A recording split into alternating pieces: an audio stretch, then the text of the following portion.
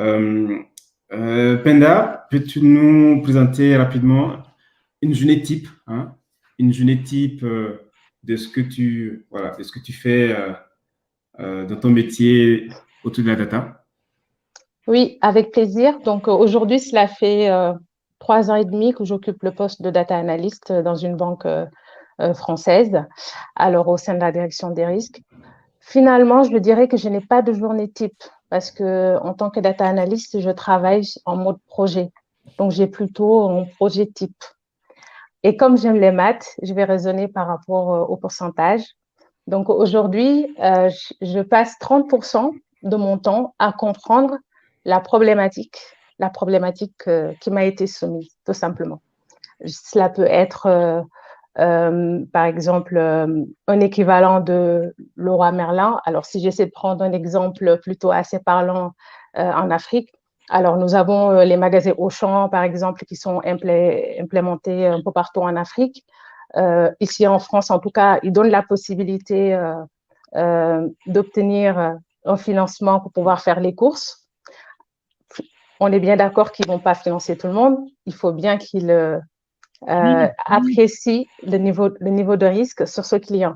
Et donc, du coup, le client va lui demander son âge, sa profession, ses revenus, le nombre d'enfants, ses montants d'imposition, des éléments comme ça. Et à la toute fin, il suffit juste de cliquer sur un bouton pour obtenir derrière une note qui permet au conseiller commercial en face de savoir si ce client, on peut lui donner un crédit à la consommation, par exemple. Et moi, mon métier, c'est de construire l'outil qui permet en temps réel de donner cette note au conseiller commercial pour la prise de décision. Voilà. Et je passe donc 30% de mon temps à bien comprendre cette problématique. Là, je vous ai donné une problématique claire parce que au sein des différents projets, parfois, elles arrivent de façon très claire, mais pour la plupart du temps, ils ont juste une petite idée et c'est à moi de poser les bonnes questions, de connaître la cible, de connaître le produit pour pouvoir vraiment bien customiser ce qu'ils me demandent. Ensuite, je passe 20% du temps à collecter l'ensemble des informations disponibles. Comme vous le savez, aujourd'hui, nous avons de la data partout. Et notre objectif, c'est de les collecter, les rassembler, les structurer pour pouvoir les exploiter. Ensuite, je passe 20% du temps à nettoyer la donnée, à tester la pertinence, la cohérence, à faire des reconstitutions. Donc là, si vous comptez bien 30 plus 20, on est déjà à 70. Donc il me reste 30% encore.